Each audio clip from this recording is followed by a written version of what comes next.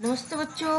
आज हम लोग वर्ग 7 का पार्ट 2 नचिकेता का प्रश्न उत्तर पढ़ेंगे। पहला प्रश्न है हमारा, नचिकेता कौन था? उत्तर, नचिकेता महर्षि बासुरवा का इकलौता पुत्र था। दूसरा प्रश्न है, नचिकेता क्यों दुखी हुआ? उसने अपने पिता से क्या कहा? नचिकेता जो था कि पिता लोभवश दान में बूढ़ी और कमजोर गायों को दान दे रहे थे, यह देख करके दुखी हुआ। उसने निडरता पूर्वक पिता से कहा, पिताजी, आपकी प्रिय वस्तु तो मैं हूँ, मुझे आप किसे दान में देंगे? नचिकेता यमपुरी किस लिए गया? तो नचिकेता यमपुरी पिता के आज्ञा का पालन करने के लिए गया, जिससे उसके पिता जो थे सर्वमेघ यज्ञ की सफलता उसके पिता का आज्ञा का पालन करने पर मिलता।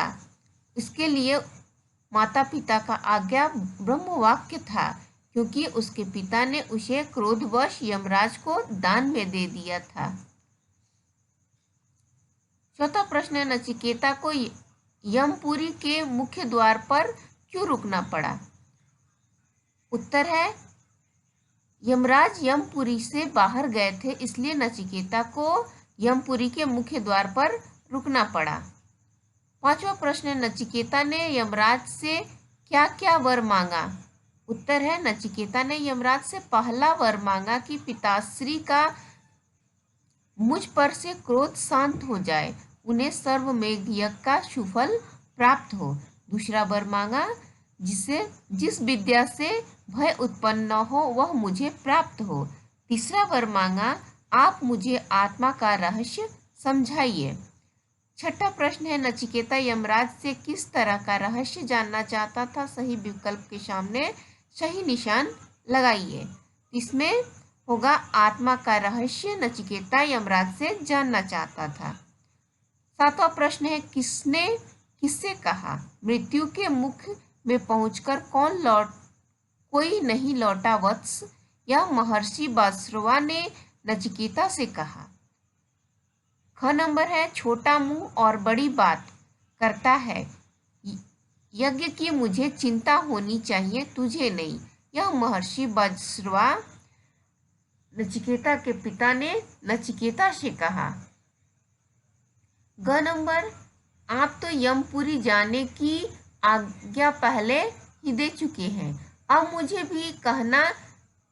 अब कुछ भी कहना मेरे लिए निरर्थक है। उत्तर, नचिकेता ने अपने पिता वात्सवा से कहा। पाठ से आगे, महर्षि वात्सवा अगर ब्राह्मणों को गाय दान में दे देते तो क्या होता? यह आपको अपने स्तर से लिखना है। तो अगर वात्सवा ब्राह्मणों को गाय दान में दे देते तो उन्हें यश्वमेघ यज्ञ का फल मिल जाता और नचिकेता को यमलोक नहीं जाना पड़ता। लेकिन इसके विपरीत आज जो हम नचिकेता को जानते हैं, शायद यह कहानी या यह घटना भी नहीं पढ़ पाते।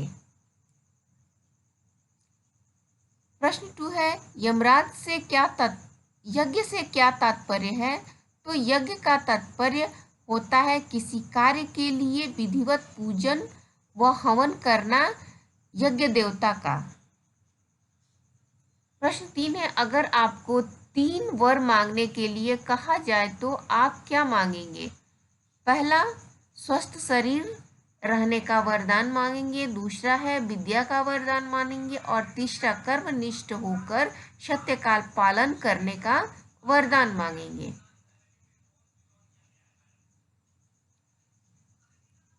चौथा है, नचिकेता साधु प्रवृत्ति का था, साधु प्रवृत्ति से आप क्या समझते हैं? उत्तर, साधु प्रवृत्ति का अर्थ होता है सरल स्वभाव वाला जो सभी के हृदय में अपना स्थान बना ले।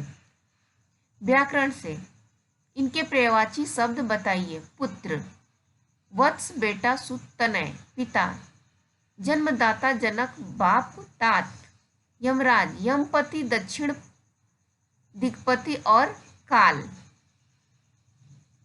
गाय गौ धेनु और कपिला, साधु साधु सज्जन और संत।